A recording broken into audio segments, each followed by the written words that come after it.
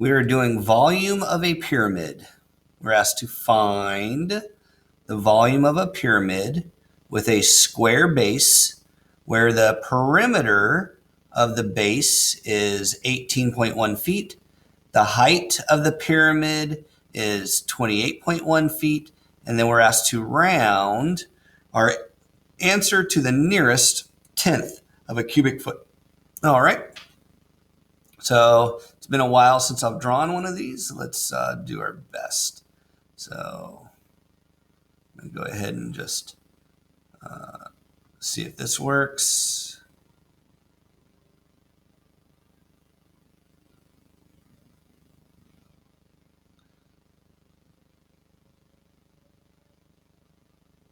All right, so that looks pretty good. Good enough. I'll keep practicing and see if my pyramids can't get a little bit better.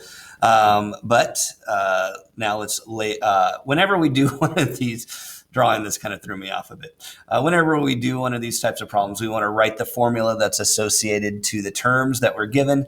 This is volume of a pyramid. So the volume of a pyramid is going to be equal to. So remember, whenever we're doing something like this, we want to think about the base of the object. That's kind of the key idea when we're looking at these. So we'll just call that base of the object big B. And usually it's related to the height of the object in some way. So it's going to be times height. And this would be the exact formula for a rectangular prism or a box. And a pyramid has the same relationship as a cone does to the cylinder. So if this has the same relationship to a rectangular prism as a cone would to a cylinder, what number would go in front right here? That relationship is 1/3. So a pyramid is 1/3 the volume of a box that would be similar to it. Okay, so we'll go ahead and just take what we have and plug things in. Let's label the best we can with what we have. So we got a height. So from the bottom, the base to the top of the pyramid, that height is 28.1 feet. And then it says the perimeter of the base. So the perimeter of the base. So the base right here is a square base.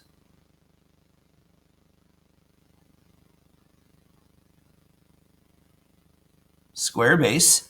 And it says the perimeter, so the distance around this, the perimeter is equal to 18.1 feet. The symbol for feet is one like apostrophe. Two of them, like quotes, would be inches. So one of them means feet. Let's go ahead and practice using our symbols here. All right, so what's the perimeter of a square or a rectangle? Well, the perimeter is equal to all the sides added up.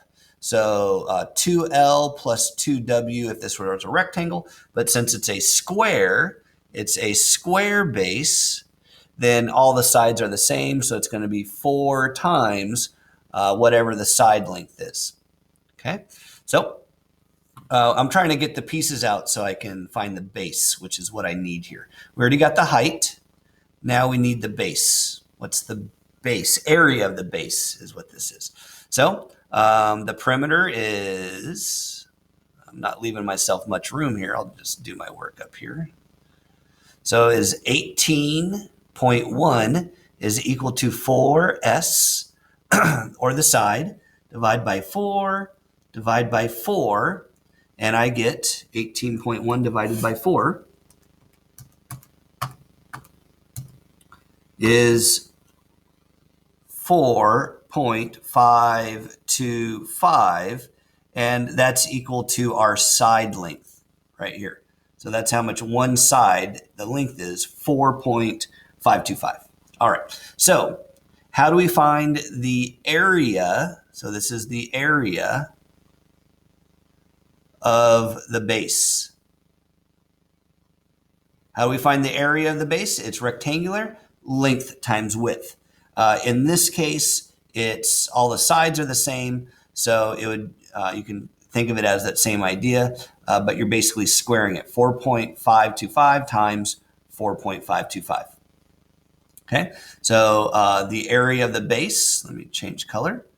So all of this area of the base turns into, it would be the side length, since this is square, 4.525 squared, or length times width if this were a rectangle. That turns into, calculator again, square my answer. And now I get 20.475 ... All right, so that's the area of the base.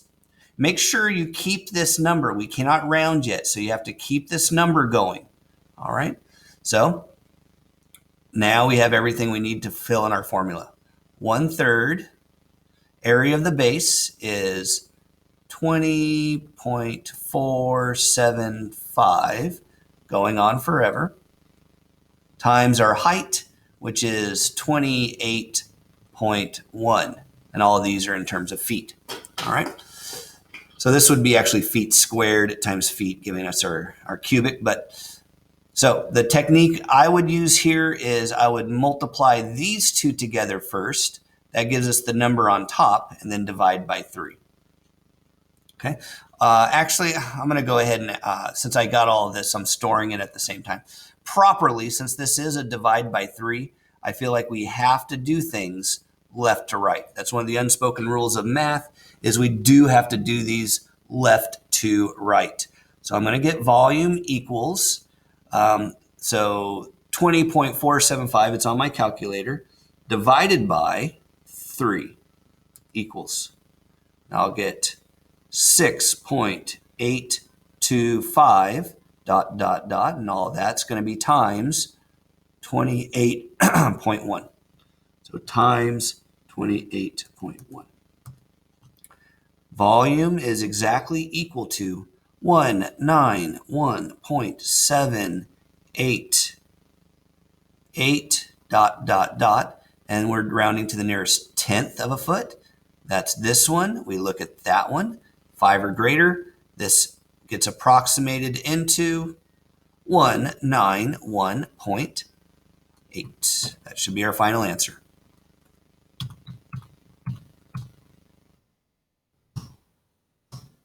And we got it. Let's take a look.